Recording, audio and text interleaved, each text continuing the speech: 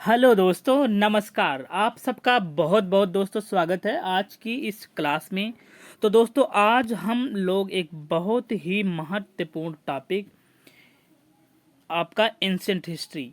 इसमें दोस्तों जो आपका पीएटी का एग्ज़ाम होना है दोस्तों 2021 का, इसमें दोस्तों जो हिस्ट्री का सेशन है तो उसमें दोस्तों हम लोग अभी इसमें दोस्तों हम लोग तीन जो हम लोग का एंशिएंट हिस्ट्री है, मॉडर्न हिस्ट्री है, मेडिवल हिस्ट्री, इसमें दोस्तों हम लोग का पहला वीडियो एंशिएंट हिस्ट्री का। ओके दोस्तों, तो इसमें दोस्तों जितने भी प्रीवियस ईयर में क्वेश्चन आए हुए हैं और इम्पॉर्टेंट है और दोस्तों आ सकते हैं, ऐसे क्वेश्चनों को दोस्तों हम लोग अभी प्रैक्टिस करने वाले हैं। ओके, तो दोस्तों हम लोग शुरू करते हैं अपनी आज की क्लास।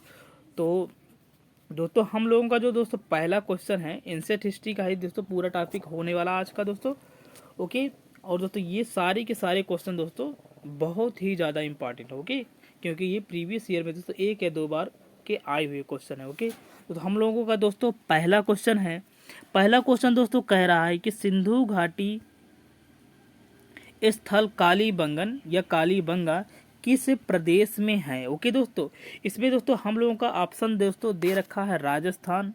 ओके, और दोस्तों दे रखा है गुजरात, और दोस्तों इसके बाद दोस्तों दे रखा है मध्य प्रदेश, और इसके बाद दोस्तों उत्तर प्रदेश। ओके, तो दोस्तों हम लोगों को बताना है कि सही आंसर कौन सा होगा। ओके, तो दोस्तों जो हम लोगों को कालीबंगन है, ओके दोस्तों, तो ये दोस्तों हम लोगों का है कहाँ पर, राजस्थान। ओके दोस्तों, तो राजस्थान दोस्तों हम लोगों का करेक्ट आंसर होगा। ओके दोस्तों, तो राजस्थान के हनुमानगढ़ जिले में ओके दोस्तों कालीबंगन है।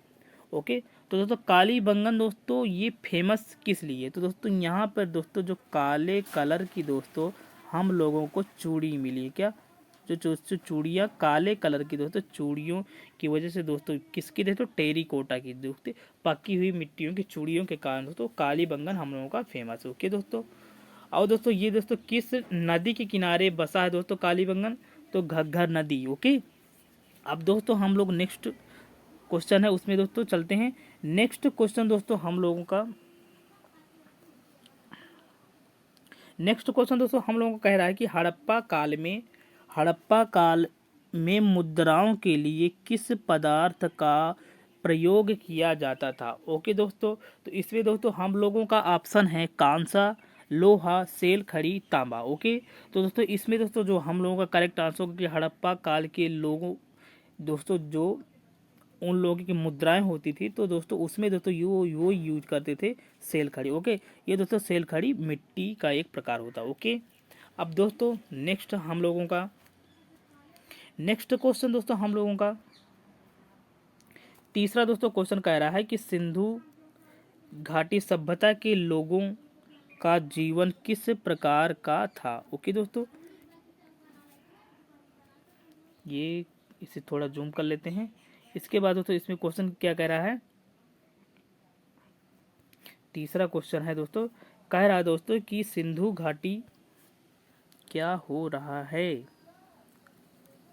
थोड़ा सा जूम आउट कर लेते हैं। इसके बाद दोस्तों जो हम लोगों का क्वेश्चन है क्या हो रहा है, अब दोस्तों कह रहा है कि सिंधु घाटी सभ्यता के लोगों का जीवन किस प्रकार का था। ओके, यानी कि वो लोग थे कैसे, ग्रामीण थे या शहरी या खानाबदोश या जनजातीय। ओके, तो दोस्तों खास बात है दोस्तों कि सिंधु घाटी के लोगों का जीवन यापन दोस्तों कैसा था, तो शहरी था। एक बिल्कुल से दोस्तों ये लोग शहरी थे, इसलिए क्योंकि दोस्तों हम लोगों को मोहनजोदड़ो है या हड़प्पा है, जितने भी दोस्तों जो नगर थे दोस्तों, तो बिल्कुल से दोस्तों ये शहरों के प्रकार से दोस्तों क्या थे, ये बनाए गए थे। ओके दोस्तों, अब दोस्तों और दोस्तों इन लोगों की दोस्तों जो पद्धति थी शहर बसाने की, तो दोस्तों कैसी सी, ग्रिड पद्धति दोस्तों कुछ इस प्रकार की होती है। ओके दोस्तों, यानी अब दोस्तों नेक्स्ट हम लोगों का क्वेश्चन चौथा क्वेश्चन दोस्तों कह रहा है कि निम्नलिखित में से कौन सा विकल्प गलत सुमेलित है। क्या दोस्तों, गलत सुमेलित, जो हम लोगों का गलत ऑप्शन उसे दोस्तों हम लोगों को बताना है। ओके, इसमें दोस्तों ऑप्शन ए दोस्तों दे रखा है मांडा जम्मू कश्मीर, अब दोस्तों दूसरा देखा दायमाबाद महाराष्ट्र, और दोस्तों राखीगढ़ी हरियाणा, और डी ऑप्शन कह रहा है आलमगीरपुर राजस्थान। ओके, तो दोस्तों इसमें दोस्तों हम लोगों का जो गलत आंसर है वो दोस्तों हम लोगों का है D option Alamgir Rajasthan. Okay, ये दोस्तों गलत है। ओके, आलमगीरपुर दोस्तों हम लोगों का है कहाँ पर, यूपी में। ओके ओके, अब मांडा जम्मू कश्मीर में दोस्तों, तो ये दोस्तों मांडा जम्मू कश्मीर में सबसे पूर्वी जो हम लोगों का साइट है इंडस वैली सिविलाइजेशन की, तो दोस्तों कहाँ है, जम्मू कश्मीर में और मांडा। ओके, और दोस्तों महाराष्ट्र दोस्तों सबसे लास्ट यानी कि सबसे दक्षिणी छोर है जो इंडस वैली सिविलाइजेशन का, तो वो दायमाबाद है। ओके, ये दोस्तों आपका महाराष्ट्र में है। अब दोस्तों राखीगढ़ी की दोस्तों खास बात यह है कि इंडस वैली सिविलाइजेशन की दोस्तों सबसे बड़ी साइट यानी कि एरिया के हिसाब से सबसे बड़ी साइट हम लोगों की राखीगढ़ी है। ओके, और दोस्तों वर्तमान में राखीगढ़ी में खुदाई का कार्य चल रहा है। ओके, अब दोस्तों नेक्स्ट क्वेश्चन देख लेते हैं। नेक्स्ट दोस्तों जो हम लोगों का क्वेश्चन है वो दोस्तों है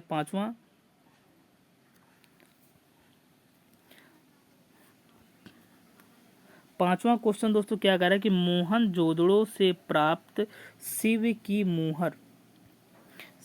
मोहर में किस जानवर का अंकन हम लोगों को नहीं मिलता। ओके, इसमें दोस्तों किस जानवर का चित्र यानी कि जो मोहनजोड़ की दोस्तों शिव की मोहर जो प्राप्त हुई उसमें दोस्तों किस जानवर की मतलब चित्र या आकृति नहीं है। ओके, इसमें दोस्तों हम लोगों का ऑप्शन ए दे रखा है शेर, बी ऑप्शन कह रहा है दोस्तों हिरण, और सी ऑप्शन गैंडा या भैंसा, और डी ऑप्शन कह रहा है दोस्तों बाघ अथवा हाथी। ओके दोस्तों, इसमें दोस्तों जो शिव की जो मोहर प्राप्त हुई है दोस्तों उसमें दोस्तों हम लोगों का जो ऑप्शन ए है दोस्तों शेर, इसका दोस्तों चित्र हम लोगों को देखने को नहीं मिलता। ओके दोस्तों, अब दोस्तों और दोस्तों हिरण है, गैंडा या भैंसा, बाघ, हाथी, इन सारे के सारे चित्र दोस्तों उस मोहर में देखने को मिलते हैं। ओके, अब दोस्तों हम लोगों का नेक्स्ट क्वेश्चन दोस्तों, नेक्स्ट क्वेश्चन छठवां दोस्तों कह रहा है कि किस हड़प्पा स्थल में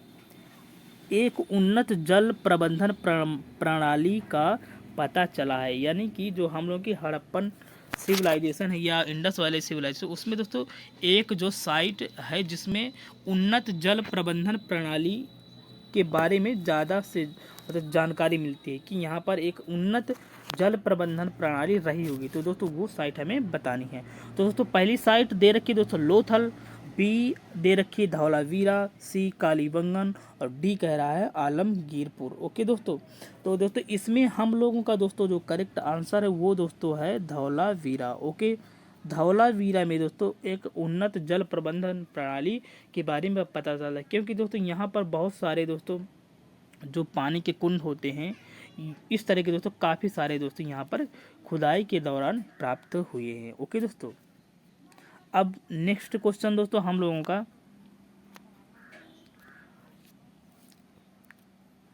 दोस्तों सातवां कह रहा है कि हड़प्पा एवं मोहनजोदड़ो की पुरातात्विक खुदाई के दौरान मतलब प्रभारी कौन थे। ओके दोस्तों, दो हम लोगों का पुरातात्विक विभाग था दोस्तों, तो उसके महानिदेशक कौन थे या प्रभारी कौन थे।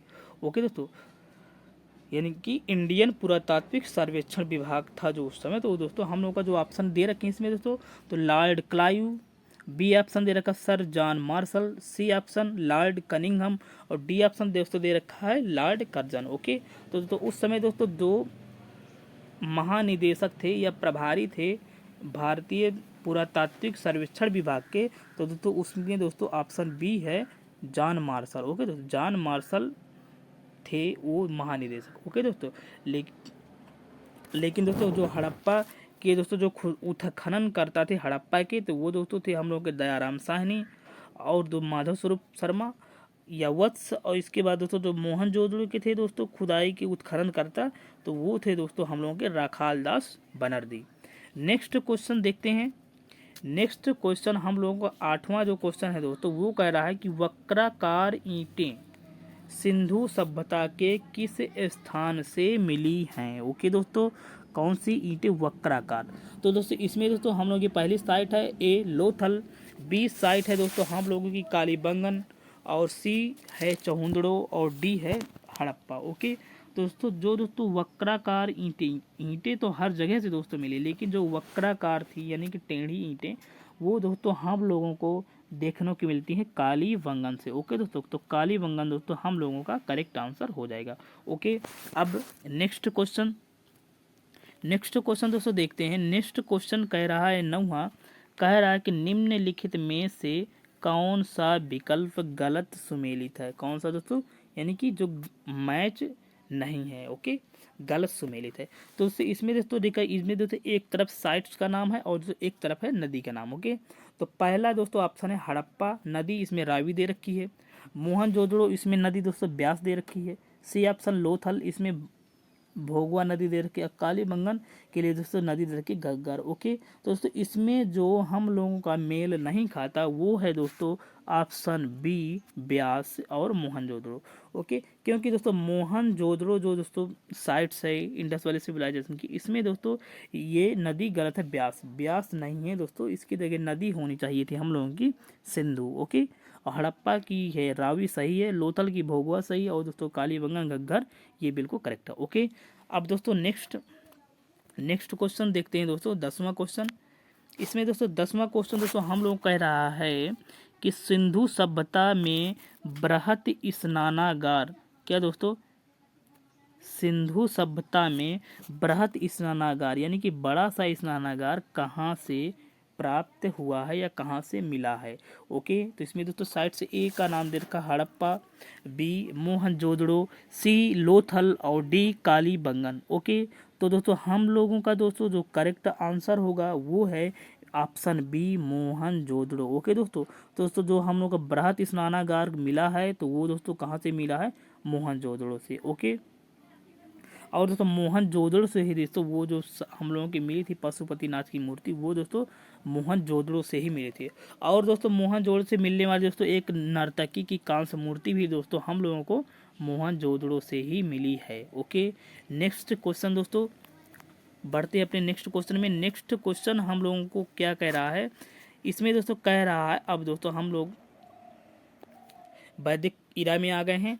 तो दोस्तों हम लोगों का दोस्तों जो क्वेश्चन कह रहा है कि पूर्व वैदिक काल, तो दोस्तों वैदिक काल दो पार्टों में डिवाइड है। एक है दोस्तों पूर्व वैदिक काल, इसी को दोस्तों हम लोग पूर्व वैदिक काल को ही दोस्तों हम लोग ऋग वैदिक काल भी कहते हैं। ओके, इसके बाद दोस्तों उत्तर वैदिक काल। ओके, उत्तर वैदिक काल को यानी कि उत्तर वैदिक काल ही कहते हैं। ओके, तो दोस्तों इसमें दोस्तों हम लोगों को पूर्व वैदिक काल का जो टाइम पीरियड है या कालक्रम है वो कितना है दोस्तों, तो हमें बताना है। ओके, तो ऑप्शन ए में है 2500 BC से यानी कि 2500 BC से 1750 BC।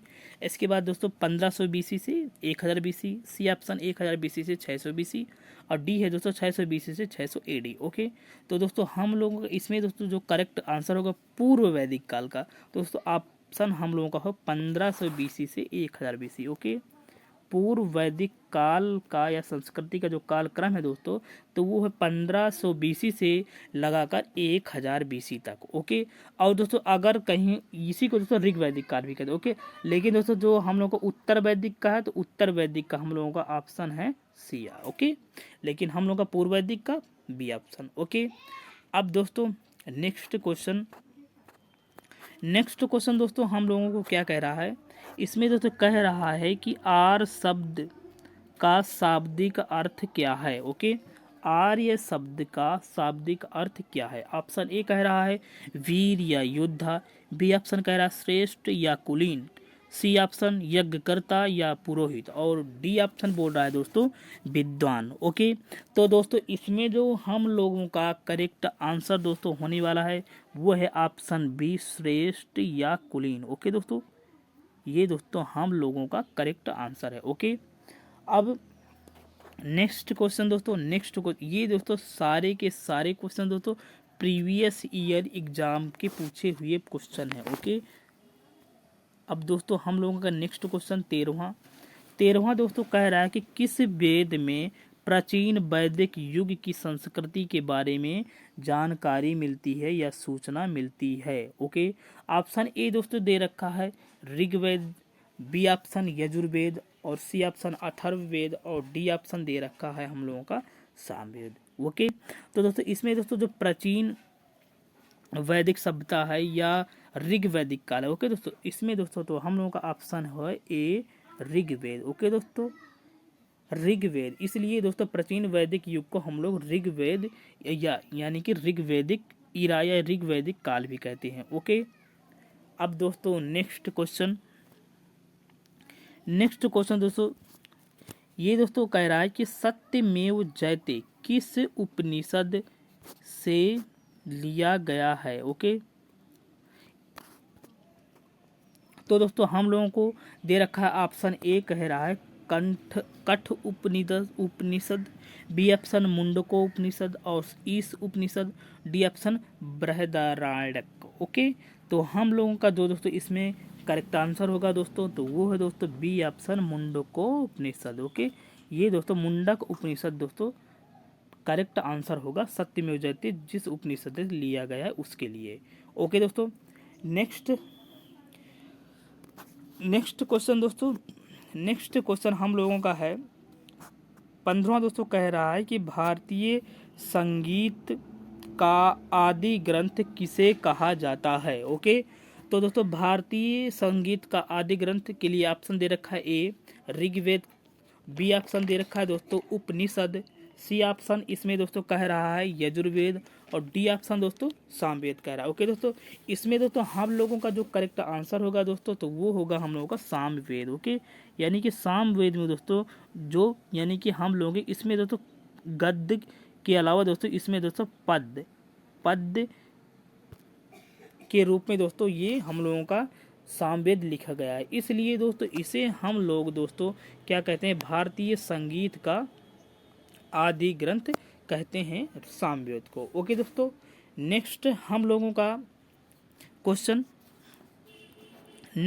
दोस्तों हम लोगों का कह रहा है कि पुराणों की संख्या कितनी है। ओके दोस्तों, पुराणों की संख्या कितनी है, तो ऑप्शन ए दे रखा है 16, बी ऑप्शन दे रखा है 18, सी ऑप्शन दे रखा है 20 और डी ऑप्शन दे रखा है हम लोगों का 22। ओके, तो दोस्तों इसमें दोस्तों हम लोगों का जो करेक्ट आंसर होगा वो होगा option B 18। Okay, option B हम लोगों का दे रखा है 18 दोस्तों, पुराणों की संख्या कितनी है 18 है। ओके, नेक्स्ट दोस्तों हम लोगों का क्वेश्चन है 17वां। इसमें दोस्तों कह रहा है कि किस देवता को ऋग्वेद में पुरंदर के नाम से मतलब पुकारा गया, यानी कि पुरंदर कहा गया। ओके, इसमें दोस्तों हम लोगों का ऑप्शन दे रखा है वरुण, बी ऑप्शन दे रखा है सूर्य, सी ऑप्शन दे रखा है इंद्र, डी ऑप्शन दे रखा है अग्नि। ओके, तो दोस्तों हम लोगों का दोस्तों जो करेक्ट आंसर होगा कि यानी कि ऋग्वेद में पुरंदर किसे कहा गया, तो उसके लिए दोस्तों हम लोगों का है correct answer Indra. Okay, Indra को दोस्तों वर्षा का देवता भी इसमें माना गया है। ओके, अब हम लोगों का नेक्स्ट क्वेश्चन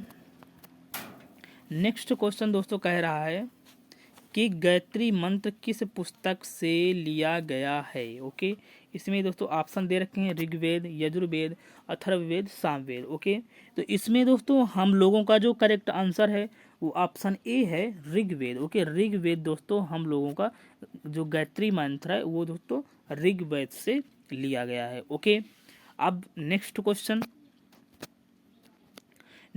दोस्तों कह रहा है दोस्तों कि न्याय दर्शन को किसने प्रचारित किया। ऑप्शन ए चारवाक मुनि, बी ऑप्शन गौतम मुनि, सी ऑप्शन कपिल मुनि और डी ऑप्शन जैमिनी मुनि। ओके, तो इसमें दोस्तों हम लोगों का है ऑप्शन बी गौतम मुनि। ओके, न्याय दर्शन किसने दोस्तों प्रचारित किया, तो गौतम मुनि जी ने। ओके दोस्तों, इन्होंने दोस्तों एक बुक लिखी थी न्याय सूत्र। ओके, जिसमें दोस्तों न्याय दर्शन के बारे में जानकारी मिलती है। ओके, और दोस्तों न्याय दर्शन को ही दोस्तों हम लोग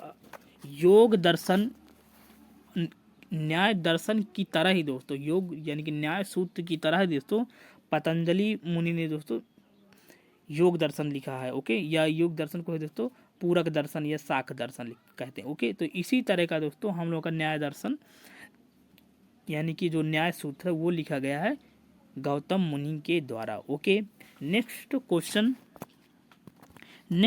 दोस्तों क्या कह रहा है दोस्तों 20वां कह रहा है कि किस वेद में माया जाल या वशीकरण का वर्णन मिलता है। ओके, दोस्तों इसके लिए हम लोगों का option A Rigveda, B option Yajurveda, C option Atharvaveda और डी ऑप्शन कह रहा है सामवेद।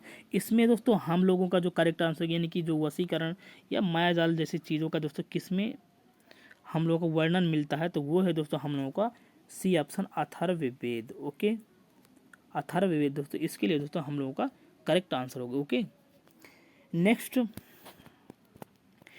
क्वेश्चन दोस्तों क्या कह रहा है, 21वां क्वेश्चन है दोस्तों, कह रहा है कि पूर्व वैदिक आर्यों का मुख्य धर्म था दोस्तों, वो कैसा था। ओके, तो इसमें दोस्तों ऑप्शन ए दे रखा है भक्ति, बी ऑप्शन मूर्ति पूजा या यज्ञ पूजा, सी ऑप्शन दे रखा है प्रकृति पूजा या यज्ञ, और डी ऑप्शन दे रखा है प्रकृति पूजा या भक्ति। ओके, इसमें दोस्तों हम लोगों का जो करेक्ट आंसर होगा वो सी ऑप्शन होगा प्रकृति पूजा अथवा यज्ञ। ये दोस्तों पूर्व वैदिक आर्यों का मुख्य धर्म था, यानी कि मुख्य कार्य दोस्तों यही था। ओके, नेक्स्ट अब दोस्तों अगला दोस्तों क्वेश्चन देख लेते हैं। अगला क्वेश्चन दोस्तों क्या कह रहा है, 22वां कह रहा है कि दोस्तों त्रिपिटक जो त्रिपिटक ग्रंथ है, तो दोस्तों ये किस धर्म से रिलेटेड है, यानी कि किस धर्म से संबंधित है त्रिपिटक। ओके, तो दोस्तों त्रिपिटक दोस्तों जैनों का है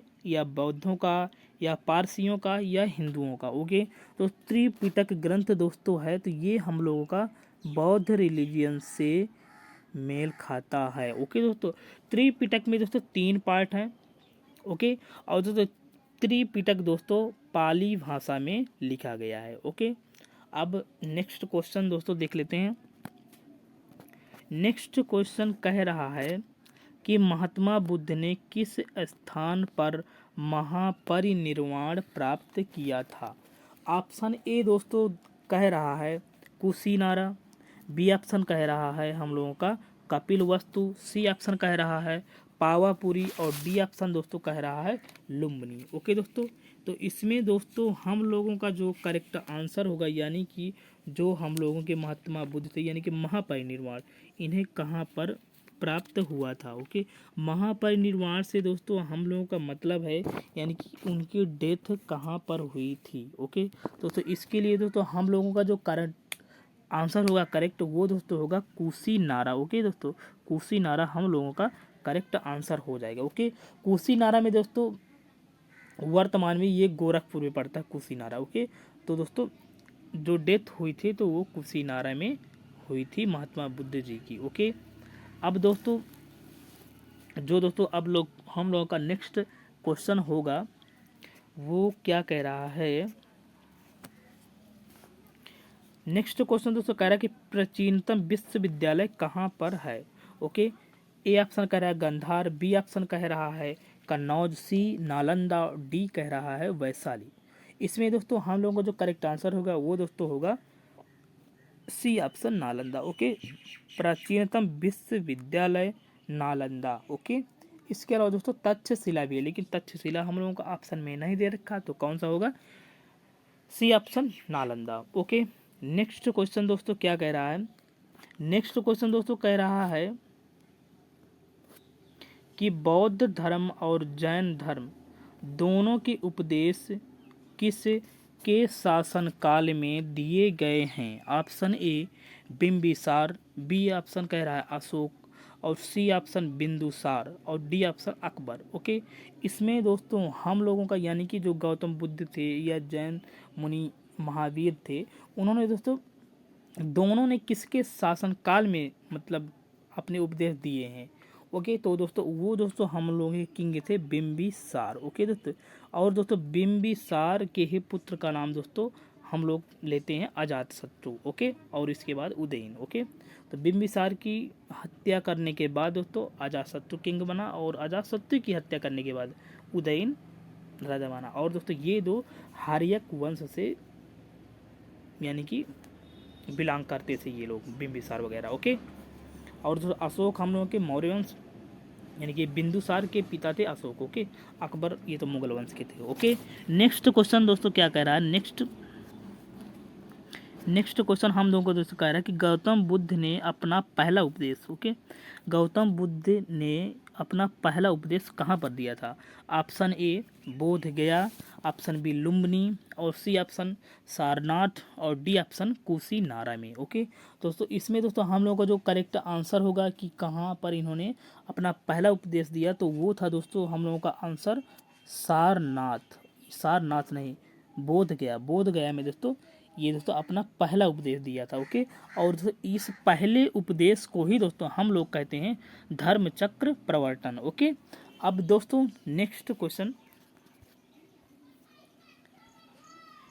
क्वेश्चन हम लोगों का दोस्तों कह रहा है कि बौद्ध धर्म ग्रहण करने वाली प्रथम महिला कौन थी? ओके, ऑप्शन ए हम लोगों का दे रखा है यशोधरा, जो उनकी पत्नी थी, बी ऑप्शन महामाया, जो उनकी माताश्री थी, और सी ऑप्शन दे रखा प्रजापति गौतमी, जो उनकी सौतेली माँ थी। ओके, और डी ऑप्शन संघमित्रा, जो अशोक की पुत्री थी। ओके, इसमें दोस्तों हम लोगों का करेक्ट आंसर होगा वो होगा सी ऑप्शन प्रजापति गौतमी, जो उनकी मौसी थी या सौतेली माँ थी, वो दोस्तों प्रजापति गौतमी थी। ओके, इन्होंने दोस्तों मतलब सबसे पहले स्त्रियों में, महिलाओं में सबसे पहले बौद्ध धर्म इन्होंने ही ग्रहण किया। ओके, और दोस्तों महामाया थी, उनकी दोस्तों महात्मा बुद्ध के जन्म के बाद ही दोस्तों उनकी डेथ हो गई थी। ओके, अब नेक्स्ट क्वेश्चन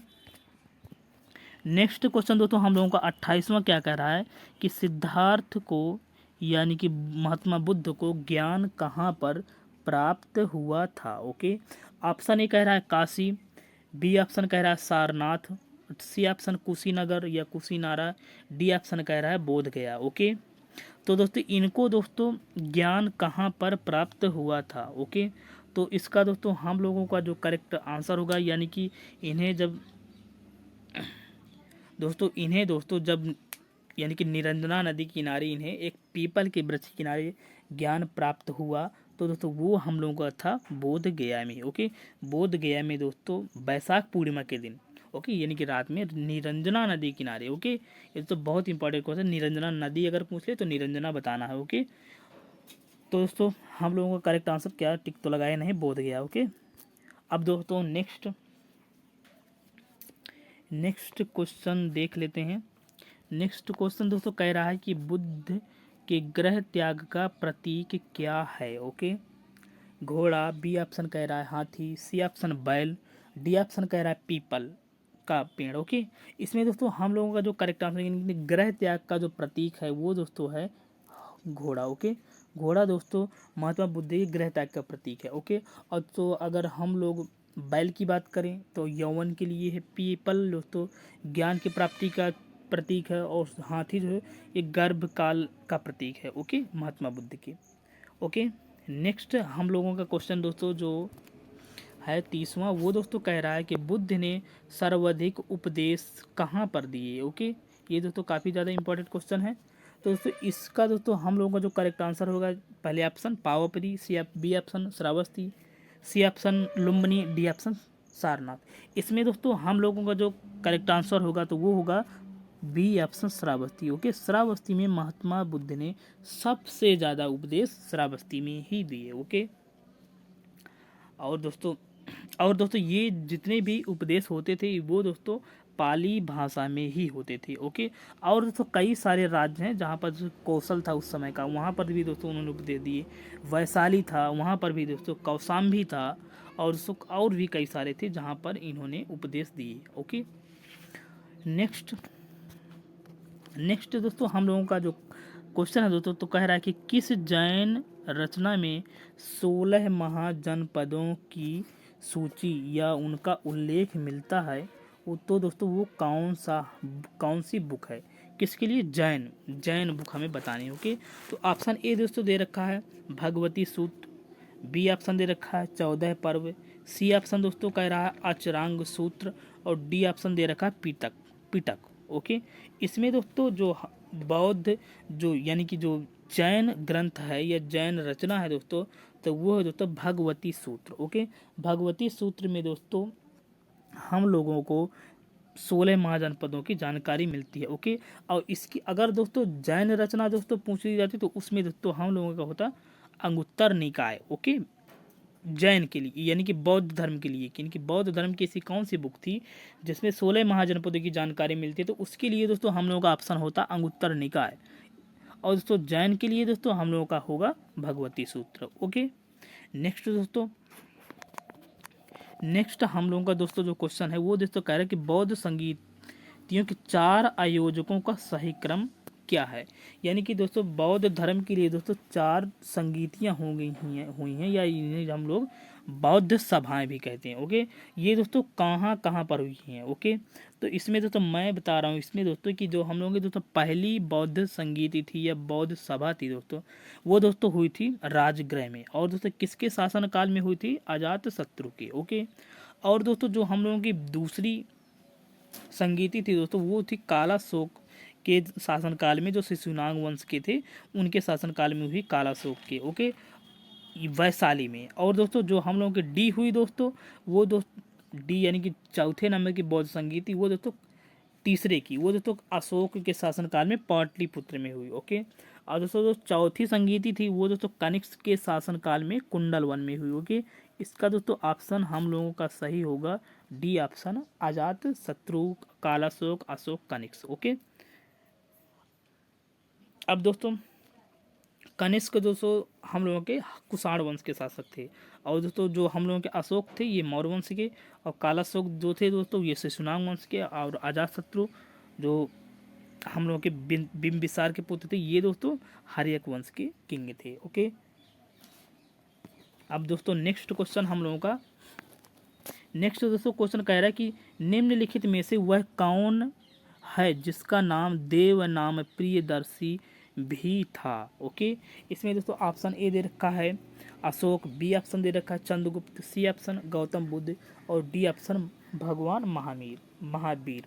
ओके, इसके लिए दोस्तों हम लोगों का जो करेक्ट आंसर होगा वो होगा अशोक। सम्राट अशोक को दोस्तों देव नाम प्रिय के नाम से इसके दोस्तों जो अभिलेख हैं उसमें तो देव नाम प्रिय भी मिलता है या कहा गया। ओके, अब दोस्तों नेक्स्ट हम लोगों का जो 34वां क्वेश्चन है दोस्तों वो कह रहा है कि कौटिल्य, चाणक्य, या मतलब एक ही नाम है दोस्तों, कौटिल्य अथवा चाणक्य किसका प्रधानमंत्री था। ओके, ऑप्शन ए दोस्तों दे रखा है चंद्रगुप्त द्वितीय, B option Chandragupta Maurya, C option दे रखा है अशोक, और डी ऑप्शन दे रखा है अजात शत्रु। ओके, इसमें दोस्तों जो हम लोग का करेक्ट आंसर होगा वो दोस्तों होगा चंद्रगुप्त मौर्य का प्रधानमंत्री थे, मतलब कौटिल्य। ओके, और दोस्तों चंद्रगुप्त मौर्य बताने की जरूरत नहीं, इसमें दिख ही रहा है ये मौर्य वंश के संस्थापक थे। ओके, और दोस्तों ये चाणक्य या कौटिल्य की देखरेख में ही दोस्तों इन्होंने मौर्य वंश की स्थापना की। ओके, और दोस्तों ये दोस्तों जो नंद वंश के शासक थे घनानंद, उन्हें हरा कर दोस्तों इन्होंने दोस्तों मौर्य वंश की स्थापना की है चंद्रगुप्त मौर्य ने। ओके, अब दोस्तों नेक्स्ट हम लोगों का जो क्वेश्चन है वो 35वां दोस्तों क्वेश्चन क्या कह रहा है कि प्राचीन भारत का वह प्रसिद्ध शासक जिसने अपने जीवन के अंतिम दिनों में जैन धर्म को अपनाया। ओके, इसमें दोस्तों हम लोगों का ऑप्शन ए है चंद्रगुप्त मौर्य, बी ऑप्शन सम्राट अशोक, सी ऑप्शन समुद्रगुप्त, और डी ऑप्शन कह रहा है बिंदुसार। ओके दोस्तों, इसमें दोस्तों हम लोगों का जो करेक्ट आंसर है किसने, तो दोस्तों इसमें दोस्तों हम लोगों का ऑप्शन ए सही होगा चंद्रगुप्त मौर्य। ओके, चंद्रगुप्त मौर्य ने दोस्तों लास्ट दिनों में दोस्तों इन्होंने जैन धर्म अपना लिया था। ओके, और इसके बाद दोस्तों संलेखना जो श्रवण बेलगोला थी दोस्तों वहाँ पर दोस्तों इन्होंने अपनी डेथ की थी संलेखना के द्वारा। ओके, संलेखना यानी कि एक प्रकार का व्रत होता है जिसके लास्ट में दोस्तों इंसान की डेथ हो जाती है। ओके, अब नेक्स्ट क्वेश्चन दोस्तों, नेक्स्ट क्वेश्चन हम लोगों का क्या कह रहा है 36वां क्वेश्चन दोस्तों कह रहा है कि मौर्य साम्राज्य में प्रचलित मुद्रा का क्या नाम था। यानी कि जो मुद्रा चलती थी उसे दोस्तों कहते क्या थे, किसमें, मौर्य काल में। ओके, इसमें दोस्तों ए ऑप्शन दे रखा पढ़, बी ऑप्शन तौल, सी ऑप्शन ककड़ी, और डी ऑप्शन दिनार। ओके, इसमें दोस्तों मौर्य काल में दोस्तों जो मुद्राएं प्रचलित थी उन्हें दोस्तों हम लोग नाम देते थे पढ़। ओके, पढ़ कहते थे दोस्तों मुद्राओं को, जो मुद्राएं उस समय चलती थी। ओके, और जो अगर दिनार की बात करें दोस्तों तो दिनार गुप्त वंश शासनकाल में जो दोस्तों मुद्राएं चलती थी उन्हें दोस्तों हम लोग दिनार बोलते थे। ओके, स्वर्ण मुद्राएं। नेक्स्ट दोस्तों हम लोगों का क्वेश्चन है 37वां क्वेश्चन दोस्तों कह रहा है कि नंद वंश के पश्चात मगध पर किस राजवंश ने शासन किया। ओके, तो इसका दोस्तों हम लोगों का करेक्ट आंसर होगा मौर्य वंश ने। ओके, नंद वंश यानी कि जो नंद वंश के दोस्तों राजा थे हम लोग के घनानंद, उन्हें हराकर ही दोस्तों हम लोग चंद्रगुप्त मौर्य ने दोस्तों यहाँ पर मौर्य वंश की संस्थापना की थी। ओके, अब दोस्तों नेक्स्ट क्वेश्चन हम लोगों का दोस्तों कह रहा है 3800 मौर्य काल में शिक्षा का सर्वाधिक प्रसिद्ध केंद्र क्या था। ओके, मौर्य काल में शिक्षा का सर्वाधिक प्रसिद्ध केंद्र दोस्तों था, इसमें बताना हम लोगों को ऑप्शन ए दे रखा है Vaishali, B option Nalanda, C option Takshashila और डी ऑप्शन उज्जैन। इसका दोस्तों हम लोगों का जो करेक्ट आंसर होगा वो ऑप्शन सी होगा तक्षशिला। तक्षशिला दोस्तों मौर्य काल में शिक्षा का सबसे बेहतरीन केंद्र था। ओके, और दोस्तों इसी तक्षशिला में दोस्तों चंद्रगुप्त मौर्य ने शिक्षा भी ग्रहण की, और यहीं पर दोस्तों जो जीवक थे एक दोस्तों वैद्य, वो भी दोस्तों यहीं से शिक्षा प्राप्त की। और दोस्तों पतंजलि भी चंद्रगुप्त मौर्य यहीं से पढ़े हैं, और दोस्तों चाणक्य भी इसी विद्यालय से यानी कि तक्षशिला विश्वविद्यालय से पढ़े हैं। ओके, तो दोस्तों ये दोस्तों मौर्य काल का शिक्षा का सबसे बेहतरीन या प्रसिद्ध केंद्र था, तो क्या था, तक्षशिला। ओके, नेक्स्ट क्वेश्चन दोस्तों हम लोगों का कह रहा है कि अशोक के शिलालेखों में प्रयुक्त भाषा। ओके, इसमें दोस्तों जो हम लोगों के मौर्य काल में ये हो गया हम लोगों का 39 क्वेश्चन, इसमें दोस्तों कह रहा है कि अशोक के शिलालेखों में प्रयुक्त भाषा है, यानी कि किस भाषा में अशोक के शिलालेख यानी कि लिखे गए हैं। ओके, इसमें दोस्तों ऑप्शन ए दे रखा है संस्कृत, बी ऑप्शन दे रखा है प्राकृत और सी ऑप्शन दे रखा है पाली और डी ऑप्शन कह रहा है हिंदी। ओके, इसमें दोस्तों जो अशोक के जितने भी शिलालेख थे ज़्यादातर वो दोस्तों हम लोगों के पाली भाषा में नहीं, यानी कि हम लोग की कौन सी भाषा होगी, तो प्राकृत भाषा में लिखे गए हैं अशोक के जितने भी शिलालेख होते। ओके, अब दोस्तों नेक्स्ट क्वेश्चन 40वां क्वेश्चन दोस्तों कह रहा है कि कौटिल्य के अर्थशास्त्र में किस पहलू पर प्रकाश डाला गया है। ओके, जो कौटिल्य की अर्थशास्त्र बुक थी दोस्तों, तो किस बारे में ज़्यादा मतलब बताती है, यानी कि वर्णन है उसमें, तो दोस्तों आर्थिक जीवन, बी ऑप्शन राजनीतिक जीवन, सी ऑप्शन धार्मिक जीवन और डी ऑप्शन कह रहा है सामाजिक जीवन। ओके, तो दोस्तों जो कौटिल्य की बुक है दोस्तों, तो उसमें दोस्तों सबसे ज़्यादा जानकारी, नाम तो दोस्तों अर्थशास्त्र है लेकिन इसमें अर्थ के बारे में ना जानकारी देकर राजनीतिक विश्लेषण इसमें दोस्तों किया गया। ओके, और दोस्तों कौटिल्य का ही दोस्तों नाम है हम लोगों का चाणक्य। ओके, अब दोस्तों नेक्स्ट क्वेश्चन दोस्तों कह रहा है कि अशोक के शिलालेखों को पढ़ने वाला प्रथम अंग्रेज कौन था। ओके, अशोक के शिलालेखों को पढ़ने वाला प्रथम अंग्रेज दोस्तों, इसमें ऑप्शन दे रखा है ए जॉन टावर, बी ऑप्शन दे रखा है हैरी स्मिथ और सी ऑप्शन दे रखा है चार्ल्स मेटकॉफ और D option James Prinsep. Okay, तो दोस्तों हम लोगों के दोस्तों जो करेक्ट आंसर होगा वो होगा जेम्स प्रिंसेप। ओके दोस्तों, अशोक के शिलालेखों को पढ़ने वाले दोस्तों पहले अंग्रेज थे जेम्स प्रिंसेप। ओके, ये दोस्तों 1837 में इन्होंने इन काफ़ी सारे शिलालेखों को दोस्तों पढ़ा था जेम्स प्रिंसेप ने। ओके, अब दोस्तों हम लोगों का नेक्स्ट क्वेश्चन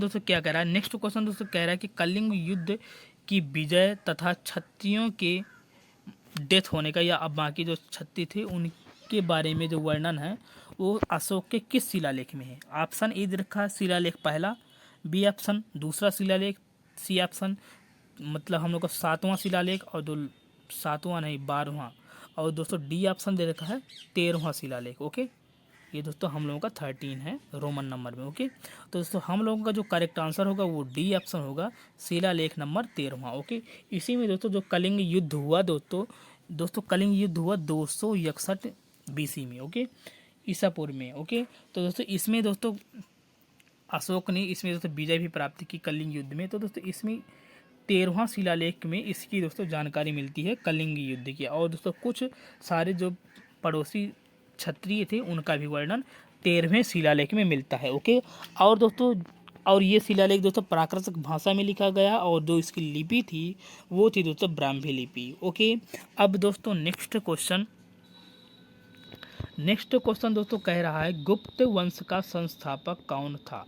इसमें दोस्तों ऑप्शन ए दे रखा है घटोत्कच और बी ऑप्शन चंद्रगुप्त और सी ऑप्शन श्रीगुप्त और D option none of these. Okay, इसका दोस्तों हम लोगों का जो करेक्ट आंसर होगा वो ऑप्शन होगा सी, श्रीगुप्त। ओके, इन्होंने ही दोस्तों गुप्त वंश की स्थापना लगभग 4 यानी कि 240 कब दोस्तों 240 बीसी में गुप्त वंश की स्थापना यानी कि बीसी में नहीं ईसी में की। ओके, अब दोस्तों नेक्स्ट क्वेश्चन दोस्तों कह रहा है कि गुप्त शासकों की सरकारी या यानी कि दरबारी भाषा थी वो दोस्तों कौन सी थी। ओके, ऑप्शन ए दे रखा है दोस्तों पाली, बी ऑप्शन दे रखा है प्राकृत और सी ऑप्शन हिंदी और सी ऑप्शन दे रखा है संस्कृत। ओके, तो दोस्तों इसमें दोस्तों हम लोगों का जो आंसर होगा दोस्तों तो गुप्त शासकों की दोस्तों जो दरबारी भाषा थी लैंग्वेज थी दोस्तों तो वो थी संस्कृत। ओके, संस्कृत भाषा थी और दोस्तों इसमें और दोस्तों गुप्त शासकों का दोस्तों इसमें दोस्तों जो कला थी या संस्कृति थी साहित्यिक तो दोस्तों स्वर्ण युग माना जाता है गुप्त काल। ओके, तो ये दोस्तों बात आपको ध्यान रखनी है। ओके, और दोस्तों जो भाषा थी उनकी वो लैंग्वेज संस्कृत थी। ओके, नेक्स्ट दोस्तों जो हम लोग का क्वेश्चन है वो दोस्तों कह रहा है कि इतिहासकार P.A. स्मिथ ने किसकी विजयों से प्रभावित होकर उन्हें भारत का नेपोलियन कहकर पुकारा। ओके, किसकी विजयों से प्रभावित होकर। ओके, इसमें दोस्तों ऑप्शन ए दे रखा है Skandagupta, B option Chandragupta, C option Brahmagupta और डी ऑप्शन समुद्रगुप्त। ओके, इसमें दोस्तों जो हम लोगों का करेक्ट आंसर होगा वो ऑप्शन डी होगा समुद्रगुप्त। ओके, समुद्रगुप्त को दोस्तों इतिहासकार P.A. स्मिथ ने भारत का नेपोलियन कहा। क्यों? विजय उनकी मतलब जितने सारे युद्ध दोस्तों समुद्रगुप्त ने किए उन सब में उनकी विजय को देखकर। ओके, अब दोस्तों हम लोगों का दोस्तों नेक्स्ट क्वेश्चन है दोस्तों कह रहा है 46वां कह रहा है कि गुप्त काल के सर्वाधिक लोकप्रिय देवता कौन थे। Okay, option A Shiva, B option Vishnu, C option Buddha, D option Surya. Okay, तो इसमें दोस्तों हम लोगों का जो करेक्ट आंसर होगा वो ऑप्शन बी होगा विष्णु। ओके, गुप्त काल के सर्वाधिक लोकप्रिय देवता थे जो दोस्तों वो थे हम लोगों के भगवान विष्णु। ओके, अब दोस्तों नेक्स्ट क्वेश्चन दोस्तों कह रहा है कि चीनी यात्री फहियान और ह्वेनसांग क्रमशः किनके दरबार में आए। ओके, एक चीनी यात्री का नाम फहियान और दूसरे का नाम दोस्तों हम लोगों का दे रखा है यहाँ पे ह्वेनसांग। तो दोस्तों ये किसके शासनकाल में आए। ओके, तो दोस्तों इसमें दोस्तों ऑप्शन है चंद्रगुप्त मौर्य या हर्ष, बी ऑप्शन हर्ष या चंद्रगुप्त द्वितीय यानी कि विक्रमादित्य और इसके बाद चंद्रगुप्त विक्रमादित्य या कृष्णदेवराय और डी ऑप्शन कह रहा है चंद्रगुप्त विक्रमादित्य एवं हर्षवर्धन। ओके, तो दोस्तों इसमें दोस्तों हम लोगों का जो करेक्ट आंसर होगा वो ऑप्शन डी होगा चंद्रगुप्त विक्रमादित्य और हर्षवर्धन। ओके, चंद्रगुप्त विक्रमादित्य को दोस्तों हम लोग चंद्रगुप्त द्वितीय के नाम से भी जानते हैं। ओके, चंद्रगुप्त।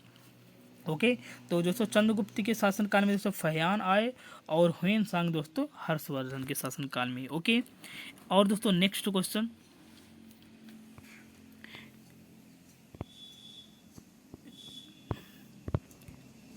क्वेश्चन दोस्तों हम लोग का 48वां दोस्तों कह रहा है कि गुप्त युग में भू राजस्व की दर कितनी थी। ओके, यानी कि दोस्तों जो उपज होती थी या किसान लोग जो खेती बाड़ी करते थे तो दोस्तों जो टैक्स दिया जाता था राजस्व वो दोस्तों गुप्त युग में कितना दिया जाता था। ओके, दोस्तों इसमें दोस्तों हम लोगों का जो करेक्ट आंसर होगा यानी कि उपज का दोस्तों जो 6वां हिस्सा था यानी कि कौन सा खुल गया उपज का दोस्तों जो 6वां हिस्सा होता था यानी कि 1/6 भाग किसका उपज का वो दोस्तों गुप्त युग में भू राजस्व था यानी कि टैक्स था। ओके, और दोस्तों इसमें दोस्तों दोनों प्रकार से भी लिया जाता था यानी कि अगर आप नगद देना चाहते हैं धन के रूप में तो भी दोस्तों दे सकते थे और अगर अनाज देना चाहते थे तो अनाज भी दे सकते थे। ओके, तो हम लोग का ऑप्शन बी होगा उपज का 6वां भाग गुप्त युग में टैक्स लगता था पब्लिक को। ओके, नेक्स्ट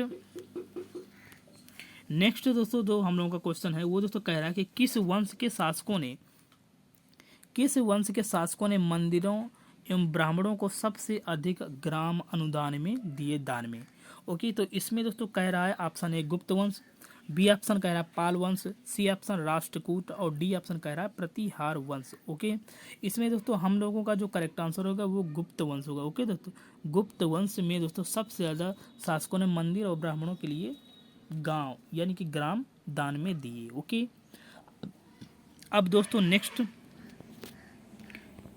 क्वेश्चन दोस्तों 50वां क्वेश्चन दोस्तों कह रहा है कि निम्नलिखित में से कौन सा नाटक कालिदास ने नहीं लिखा। ओके, इसमें दोस्तों 4 ऑप्शन में एक ऑप्शन गलत होगा, वो हमें बताना है। ओके, तो मालविकाग्निमित्र ये ऑप्शन है, बी ऑप्शन अभिज्ञान शकुंतलम, सी ऑप्शन विक्रमोर्वशीयम और डी ऑप्शन जानकी हरण। ओके, तो इसमें दोस्तों जो हम लोगों का करेक्ट आंसर होगा यानी कि गलत आंसर होगा वो होगा डी जानकी हरण। ओके, जानकी हरण नहीं लिखा यानी कि जानकी मंगल इन्होंने लिखा कालिदास ने। ओके, जानकी हरण नहीं लिखा। ओके, मालविकाग्निमित्र, अभिज्ञान शकुंतलम, विक्रमोर्वशीयम और दोस्तों मेघदूत, इस तरह के कई सारे नाटक इन्होंने लिखे हैं। ओके, अब दोस्तों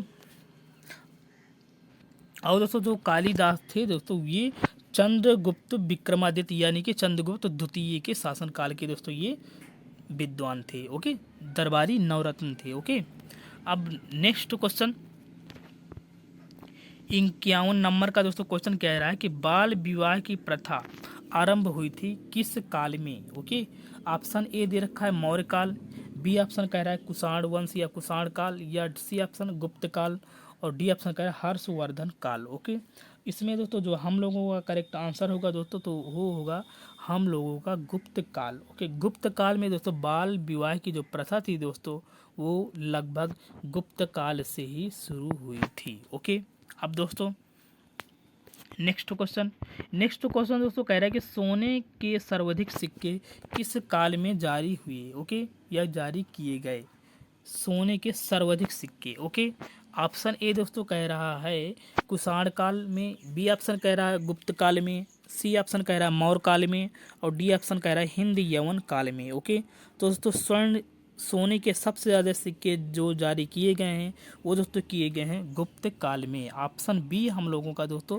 करेक्ट आंसर होगा। ओके, नेक्स्ट दोस्तों क्वेश्चन कह रहा है कि प्रयाग प्रशस्ति अभिलेख, ये दोस्तों सबसे ज़्यादा इंपॉर्टेंट क्वेश्चन है गुप्त काल का। ओके, तो दोस्तों कह रहा है कि प्रयाग प्रशस्ति यानी कि जो इलाहाबाद में है अभिलेख का लेखक हरिसेन किस शासक का दरबारी कवि था। ओके, ऑप्शन ए दोस्तों कह रहा है Samudragupta, B option Ashoka, C option Kanishka और डी ऑप्शन चंद्रगुप्त द्वितीय। ओके, तो दोस्तों इसका जो दोस्तों करेक्ट आंसर होगा वो ऑप्शन ए होगा समुद्रगुप्त। ओके, समुद्रगुप्त का दरबारी कवि था दोस्तों हरिसेन, किसका, प्रयाग प्रशस्ति का लेखक। ओके, अब दोस्तों नेक्स्ट हम लोगों का दोस्तों जो क्वेश्चन है वो दोस्तों कह रहा है कि किस गुप्तकालीन शासक को कविराज की संज्ञा दी गई यानी कि कविराज कहा गया है। ओके, दोस्तों ऑप्शन ए दे रखा है श्रीगुप्त, बी ऑप्शन दे रखा है चंद्रगुप्त, सी ऑप्शन समुद्रगुप्त और डी ऑप्शन स्कंदगुप्त। ओके, तो दोस्तों हम लोगों का जो दोस्तों करेक्ट आंसर होगा वो ऑप्शन सी होगा समुद्रगुप्त। ओके, समुद्रगुप्त को दोस्तों इसलिए दोस्तों कि इन्होंने दोस्तों इनका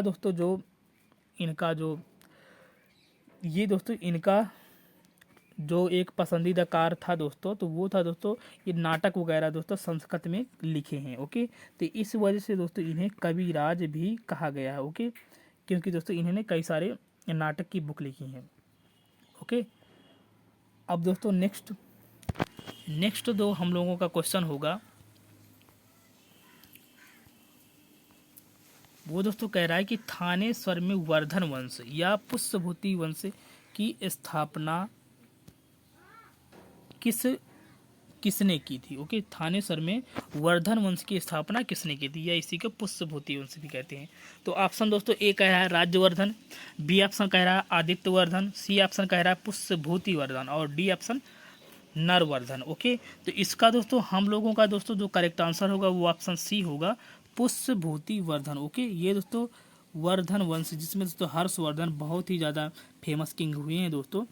तो दोस्तों जो इस वर्धन वंश के संस्थापक थे वो दोस्तों थे पुष्यभूति वर्धन। ओके, अब दोस्तों हम लोगों का नेक्स्ट क्वेश्चन दोस्तों कह रहा है दोस्तों कि निम्नलिखित में से वह अंतिम बौद्ध राजा कौन था जो संस्कृत का महान विद्वान और लेखक था। ओके, हम लोगों को दोस्तों इसमें ऑप्शन ए दे रखा है Kanishka, B option Ashoka, C option Bimbisara और डी ऑप्शन दे रखा है हर्षवर्धन। ओके, इसमें दोस्तों जो हम लोगों का करेक्ट आंसर होगा वो होगा option D Harshvardhan. Okay, Harshvardhan, इसलिए दोस्तों हम लोग का करेक्ट आंसर होगा हर्षवर्धन। ओके, अब दोस्तों नेक्स्ट क्वेश्चन कह रहा है दोस्तों कि हर्षचरित किसके द्वारा लिखी गई बुक है। ओके, ऑप्शन ए दोस्तों कह रहा है कि कालिदास, बी ऑप्शन कह रहा है बाणभट्ट और सी ऑप्शन दे रखा है वाल्मीकि और डी ऑप्शन व्यास। ओके, दोस्तों हर्षचरित जो बुक है दोस्तों तो वो दोस्तों लिखी गई है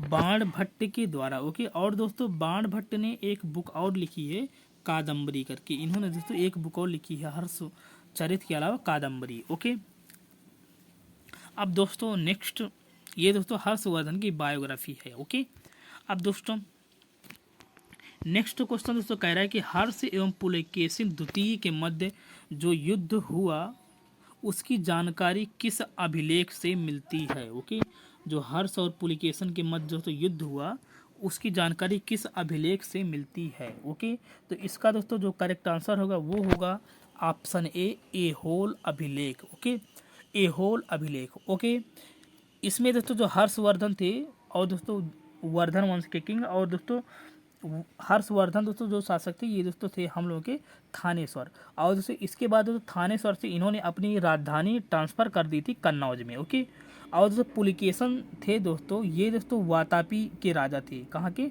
वातापी के। ओके, इन दोनों का दोस्तों जब युद्ध हुआ तो इसमें दोस्तों पुलिकेशन ने द्वितीय ने दोस्तों इस युद्ध में विजय प्राप्त की। ओके दोस्तों, और दोस्तों ये युद्ध कहाँ हुआ दोस्तों, तो काफ़ी ज़्यादा दोस्तों पूछता है कि ये युद्ध कहाँ हुआ पुलकेशिन द्वितीय और हर्षवर्धन के बीच। तो दोस्तों ये हम लोगों का मैसूर में दोस्तों जो बीजापुर जगह है वहाँ पर दोस्तों इन दोनों का युद्ध हुआ। ओके, और दोस्तों ये नर्मदा नदी के तट पर युद्ध हुआ। ओके दोस्तों, तो दोस्तों ये क्वेश्चन हम लोगों का बहुत ही ज़्यादा इम्पॉर्टेंट है। ओके, तो दोस्तों ध्यान रखना है। ओके, अब दोस्तों नेक्स्ट क्वेश्चन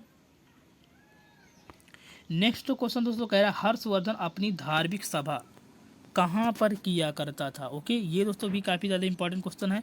इसमें दोस्तों ऑप्शन दे रखा है मथुरा, बी ऑप्शन प्रयागराज और सी ऑप्शन वाराणसी और डी ऑप्शन दे रखा है पेशावर। ओके, इसमें दोस्तों जो हम लोगों का करेक्ट आंसर होगा वो होगा दोस्तों option B Prayag. Okay, Prayag में दोस्तों हर साल हर्षवर्धन अपनी धार्मिक सभा करता था। ओके, और दोस्तों वहाँ पे सबसे ज़्यादा दान करने का कार्य करता था। और दोस्तों माना जाता है कि जो प्रयाग में कुंभ मेला चलता है दोस्तों तो वो दोस्तों हर्षवर्धन के शासनकाल के दौरान ही दोस्तों शुरू हुआ है। ओके, अब दोस्तों नेक्स्ट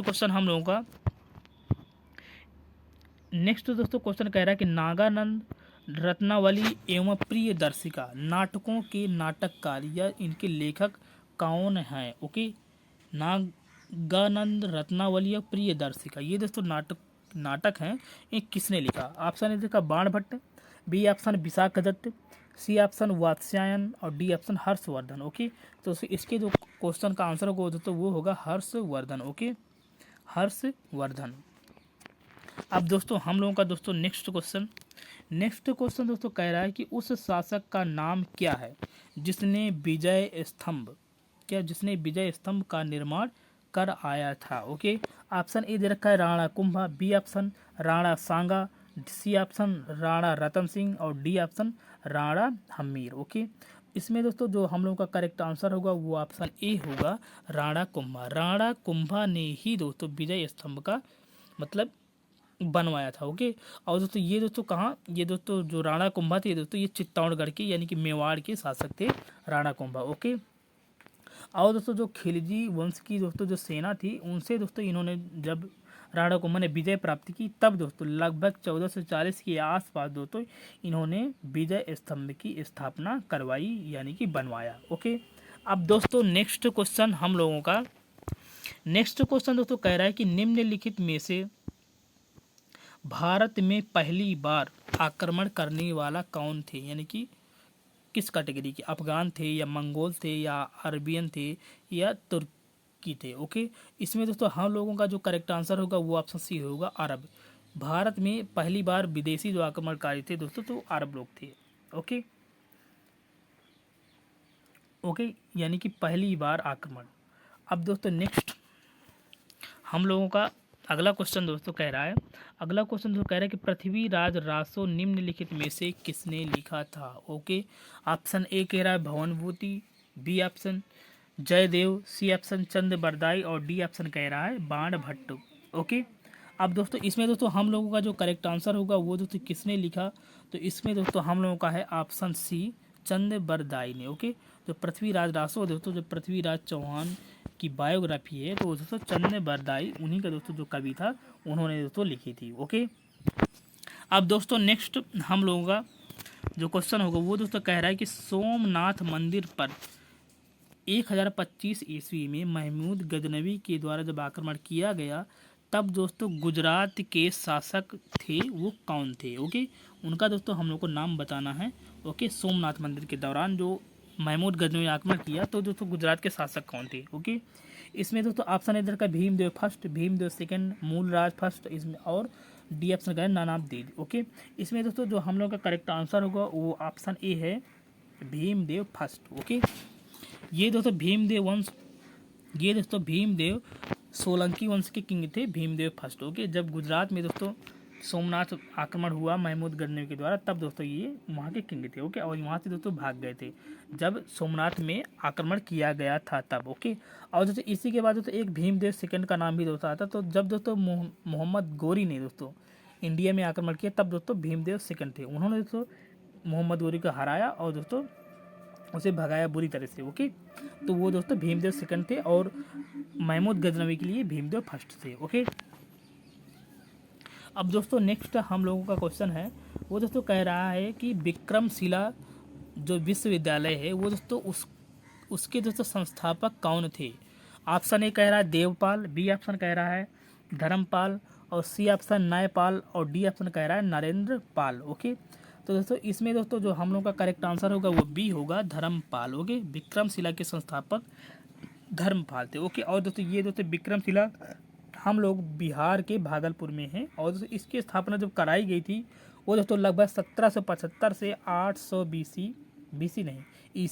ईस्वी के आसपास करवाई गई थी। ओके, अब दोस्तों हम लोगों का नेक्स्ट क्वेश्चन दोस्तों कह रहा है कि पुरी में स्थित कोणार्क सूर्यदेव का कोणार्क जो मंदिर है सूर्य मंदिर वो दोस्तों विशाल सूर्यदेव का मंदिर था जो उसके दोस्तों निर्माण किसने करवाया यानी कि निर्माता कौन थे। ओके, तो दोस्तों ये दोस्तों हम लोगों को बताना है। ओके, ऑप्शन ए हम दे रखा है वो कह रहा है नरसिंह देव फर्स्ट और इसके बाद कपिलेंद्र और इसके बाद सी ऑप्शन पुरुषोत्तम और डी ऑप्शन चोडगंग। ओके, इसमें दोस्तों हम लोगों का जो करेक्ट आंसर होगा यानी कि किसने करवाया कोणार्क सूर्यदेव के मंदिर का निर्माण, तो इसमें दोस्तों हम लोगों का है option A Narasimha Deva first. Okay, ये दोस्तों कोणार्क सूर्यदेव के कोणार्क मंदिर के स्थापना इन्होंने ही करवाई यानी कि निर्माण इन्होंने करवाया। और दोस्तों ये दोस्तों गंग वंश के शासक थे। और ओके, और दोस्तों जो सूर्यदेव का कोणार्क में दोस्तों जो मंदिर है उसे दोस्तों ब्लैक पैगोडा मंदिर भी कहते हैं। ओके, अब दोस्तों नेक्स्ट क्वेश्चन दोस्तों कह रहा है कि चंदावर का युद्ध जो 1194 ईस्वी में हुआ वो दोस्तों किनके मध्य हुआ। ओके, ऑप्शन ए दोस्तों कह रहा है दोस्तों पृथ्वीराज चौहान या Prithviraj third, Mohammad Ghori, B option Bhim द्वितीय या मोहम्मद गोरी, सी ऑप्शन कह रहा है जयचंद या मोहम्मद गोरी और डी कह रहा है इनमें से कोई नहीं। ओके, इसमें दोस्तों जो हम लोग का करेक्ट आंसर होगा वो होगा ऑप्शन सी जयचंद और मोहम्मद गोरी। ओके, चंदावर का युद्ध दोस्तों जयचंद और मोहम्मद गोरी के मध्य हुआ 1194 में। ओके, और दोस्तों नेक्स्ट क्वेश्चन नेक्स्ट दोस्तों क्वेश्चन कह रहा है कि तराइन का जो पहला युद्ध था जो 1191 में हुआ और इसके जस्ट बाद 1192 में ही तराइन का दूसरा युद्ध हुआ। तो दोस्तों ओके, तो दोस्तों ये युद्ध किनके बीच हुआ, तराइन का फर्स्ट युद्ध। इसमें दोस्तों ऑप्शन दे रखा है अलाउद्दीन खिलजी, पृथ्वीराज चौहान, बी ऑप्शन मोहम्मद गोरी अथवा पृथ्वीराज चौहान, और इसमें दोस्तों सी का कह रहा है मोहम्मद गजनवी वर्सेस पृथ्वीराज चौहान, और डी कह रहा है मोहम्मद शाह वर्सेस पृथ्वीराज चौहान। ओके, इसमें दोस्तों जो हम लोगों का करेक्ट आंसर होगा वो दोस्तों होगा option B Mohammad Ghori versus Prithviraj Chauhan. Okay, Tarain का पहला युद्ध, इसमें दोस्तों मोहम्मद गोरी इस युद्ध में हारता है और दोस्तों पृथ्वीराज चौहान इस युद्ध में विजय प्राप्त करते हैं। इसके बाद दोस्तों जस्ट जब दूसरा युद्ध होता है तराइन का, उसमें दोस्तों पृथ्वीराज चौहान हारते हैं और मोहम्मद गोरी उसमें विजय प्राप्त करता है। ओके ओके दोस्तों, तो दोस्तों अब दोस्तों हम लोगों का जो नेक्स्ट क्वेश्चन है वो दोस्तों क्या कह रहा है दोस्तों कि खजुराहो स्थित मंदिरों का निर्माण किसने करवाया था। ओके, किसने किया था। ऑप्शन ए कह रहा है Holkar, B option Scindia, C option Bundela Rajput, और डी ऑप्शन कह रहा है चंदेल राजपूत। ओके, इसका दोस्तों जो दोस्तों करेक्ट आंसर होगा वो दोस्तों होगा D option Chandel Rajput. Okay, इसका दोस्तों जो खजुराहो स्थित मंदिर हैं उनके दोस्तों निर्माण चंदेल लोगों ने करवाया। ओके, अब दोस्तों नेक्स्ट क्वेश्चन दोस्तों 17वां, और दोस्तों ये दोस्तों लास्ट क्वेश्चन है हम लोगों का। ओके ओके दोस्तों, तो इसमें दोस्तों कह रहा है कि वह प्रथम भारतीय शासक कौन था जिसने तुर्क आक्रांता मोहम्मद गोरी का सामना करने के बाद और उसे दोस्तों परास्त किया था। ओके, तो इसमें दोस्तों ऑप्शन ए दे रखा है Bhim first, option B Bhim द्वितीय, सी ऑप्शन कुमारपाल, और D option Jaichand Simharaj. Okay, इसमें दोस्तों मैं पहले भी बता चुका कि दोस्तों मोहम्मद गोरी को दोस्तों बुरी तरह से डिफीट करने वाला जो किंग था वो दोस्तों भीम द्वितीय था। ओके, और इसके बाद दोस्तों काफ़ी सालों के बाद दोस्तों मोहम्मद गोरी काफ़ी सारी तैयारी करने के बाद दोबारा से आया जब दोस्तों भीम द्वितीय नहीं था। ओके, तब दोस्तों उन्होंने मोहम्मद गोरी ने दोस्तों पृथ्वीराज चौहान को हराया था। ओके, एक बार हारने के बाद दोबारा से दोस्तों। ओके, तो ये दोस्तों हम लोगों के एंशिएंट हिस्ट्री से रिलेटेड दोस्तों काफ़ी सारे इंपॉर्टेंट क्वेश्चन हैं जो दोस्तों आप इम्पॉर्टेंट है दोस्तों, जो जिनकी संभावना आपके क्वेश्चन पेपर में आने की है। ओके, तो दोस्तों इन क्वेश्चन की दोस्तों तैयारी करिएगा। इसके अलावा भी दोस्तों जो क्वेश्चन हो वो दोस्तों उनकी भी तैयारी करिएगा आप। ओके, और तैयारी करती रहिएगा। और दोस्तों ये वीडियो आपको कैसी लगी इसके बारे में कमेंट में ज़रूर बताइएगा। ओके, और चैनल सब्सक्राइब तो ज़रूर से ज़रूर करिएगा और लाइक भी। ओके दोस्तों, आज की क्लास दोस्तों अब यहीं तक, तब तक के लिए मिलते हैं अगले वीडियो में, तब तक के लिए धन्यवाद। जय हिंद।